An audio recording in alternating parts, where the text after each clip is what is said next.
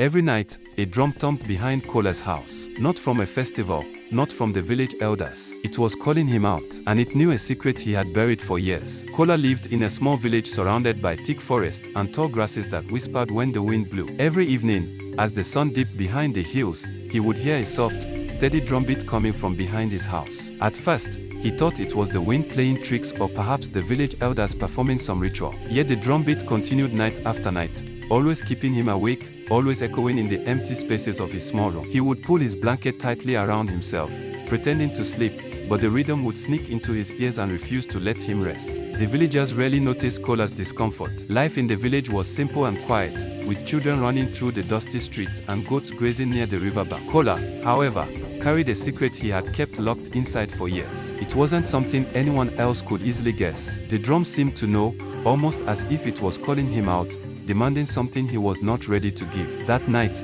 lying under the thin, worn-out sheets, Kola decided he would try to ignore it again. But as the drumbeat grew louder and more urgent, a chill ran down his spine. He realized that something beyond the ordinary had begun to reach out to him, something that would not rest until it got the truth. Morning in Kola's village was a soft, golden affair, with sunlight spilling over mud walls and thatched roofs. Birds sang over the quiet clatter of pots and the occasional shout of villagers tending to their chores. Kola, however, could not shake off the drum that haunted his nights. Even as he played by the river or helped his mother fetch water, he felt the rhythm echoing in his mind. It was as if the sound had become a shadow, following him everywhere, waiting for the moment when he could no longer hide. At breakfast, Kola's mother noticed his distraction. "Kola, are you well?" she asked, placing a bowl of pounded yam in front of him. He nodded quickly, forcing a smile, afraid to tell her about the drum. How could he explain something that seemed alive, something that knew his deepest secret? He had told no one, not even his closest friend, Tay. The secret weighed heavily on him,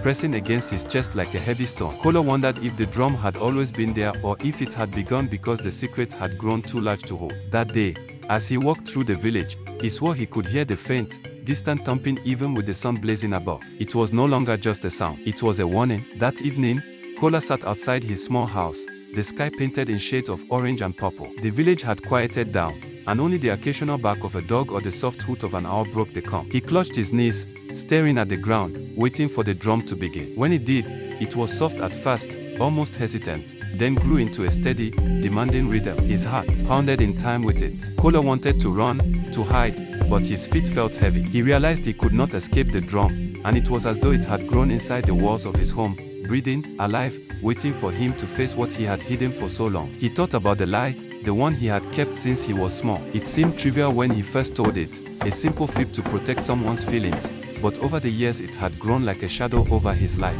Each night the drum reminded him that secrets have weight, and no matter how small, they can find ways to demand attention. Kola felt a mix of fear and relief, fear because the truth could change everything, and relief because admitting it might finally end the relentless drumming. He took a deep breath, his palms sweaty, and whispered to the empty night, "I can't keep it hidden anymore." The drum seemed to pause for a moment, as if listening. The next day, Kola found it difficult to focus on anything. He wandered through the village, trying to busy himself with chores, but his mind kept returning to the drum. He avoided the elders and stayed away from his friends, worried that even a casual conversation might force him to speak. The sound of the river, the laughter of children, even the calls of the market sellers felt distant, overshadowed by the echo in his mind. His secret had become a heavy stone he carried wherever he went, and he realized that hiding it had only made the drum louder, more persistent. By evening, the sky was streaked with dark,